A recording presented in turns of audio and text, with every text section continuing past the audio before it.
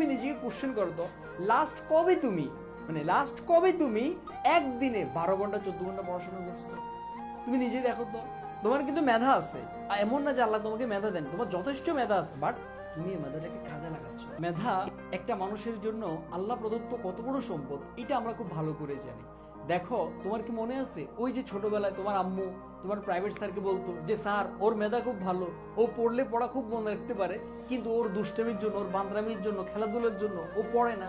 তাহলে তুমিও জানো তোমার মেধা খুব ভালো, তুমিও জানো একটা পড়া শেষ করতে তোমার কতক্ষণ লাগে, বাট তুমি নিজের বিবেককে প্রশ্ন করো তো, তুমি কি তোমার মেধার সঠিক মূল্যায়ন করতেছো? তুমি কি তোমার এই মেধাকে কাজে লাগাচ্ছ? কিন্তু উত্তর হচ্ছে না। দেখো, মেধা আল্লাহ প্রদত্ত কত বড় একটা নিয়ামত, কত বড় একটা সম্পদ, এটা আমরা খুব ভালো করেই জানি।